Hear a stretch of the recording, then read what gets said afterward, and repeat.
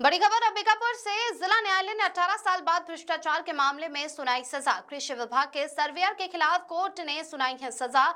कृषि विभाग अंबिकापुर में पदस्थ रहते हुए की संपत्ति अर्जित आय से 2,09,51,000 ज्यादा की मिली थी संपत्ति। तत्कालीन कृषि विभाग के सर्वेयर राकेश रमन सिंह उर्फ राकेश रंजन को कोर्ट ने सुनाई सजा। 3 वर्ष कठोर कारावास और 11,000 अर्थदंड से दंडित किया।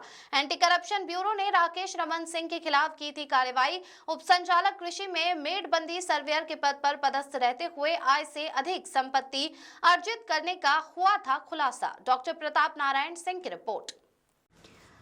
तो यहाँ बड़ी खबर अंबिकापुर से, जहां कृषि विभाग के सर्वेयर के खिलाफ कोर्ट ने सुनाई है सजा। न्यायालय ने 18 साल बाद भ्रष्टाचार के मामले में सजा सुनाई है। इस खबर पर ज्यादा जानकारी के लिए हमारे साथ जुड़ चुके हैं डॉक्टर प्रताप नारायण सिंह। बताइए क्या कुछ जानकारी है। रवीक्षा, ये मामला चूंकि बहुत पुराना मामला था और बेहद ही संगीन अपराध इसमें जो कृषि विभाग के सर्वेयर थे राकेश रमन सिंह, उनके द्वारा किया गया था।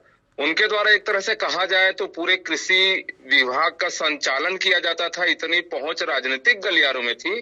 एक योजना छत्तीसगढ़ में आई थी, रतन ज्योति योजना 2005-06 के करीब आई थी, जो जिसकी कृषि आधारित पहल थी यह सरकार की, जिसमें बायोडीजल उत्पादन के लिए यह योजना डिजाइन की गई थी। यह योजना पूरी तरीके से करोड़ों अरबों रुपए इसमें जो बंदरबाट किया गया, उसमें राकेश रमन सिंह का विशेष योगदान रहा। इसमें इनके ऊपर कई बार अपराधी पंजीबद्ध हुए। राजनीतिक पहुंच के कारण ये बच जाते थे। अभी जो जिला न्यायालय में लंबित मामला था, उसमें काफी करोड़ों की संपत्ति इनकी आय से अधिक पाई गई है, जिसपे इन्हें सजा सुनाई गई है 3 साल की। और इसके बाद मैं बता देना चाहूंगा, कृषि विभाग में जितने भी उप संचालक थे, चाहे बलरामपुर जिले की बात करूं, सूरजपुर या अंबिकापुर की बात करूं मैं, ये कृषि संचालक जो थे, उप कृषि संचालक थे, ये सारे जो है इनके ही सारे पे नाचते थे कहा जाए तो। एक और नाम आता है इसमें, जो अजय अनंत करके एक बलरामपुर जिले में डीडीए थे, डिप्टी डायरेक्टर एग्रीकल्चर थे। उनके द्वारा भी काफी इस तरीके से जो लघु सिंचाई योजना होती है कृषि विभाग में, उसमें 40-40 लाख के तालाब बनाए गए हैं, वो भी फर्जी पाए गए हैं, लेकिन उनके ऊपर अभी कार्रवाई नहीं है। इस कार्रवाई से हड़कंप तो मचा है कृषि विभाग में, लेकिन सबसे बड़ी बात कि इस योजना को खटाई में या इस योजना पर पलीता कैसे लगाया गया, ये पूरी कहानी इस केस पर है।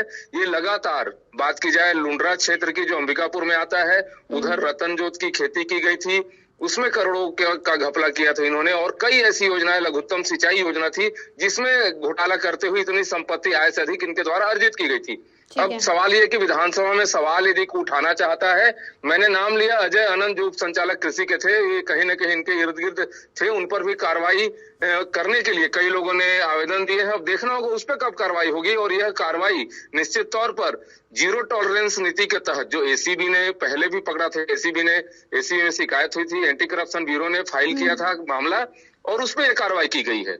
अब देखना होगा आगे ऐसे अधिकारियों पे जिन्होंने छत्तीसगढ़ महतारी को कहीं न कहीं लूटा है, उन पर कैसी कार्रवाई की जाएगी, और आगे सरकार की जीरो टॉलरेंस नीति के तहत क्या क्रिया की जाएगी, इसमें क्या किया जाएगा आगे, ये तो देखने वाली बात होगी। रवीक्षा, बिल्कुल बिल्कुल, धन्यवाद आपका इन तमाम जानकारियों के लिए।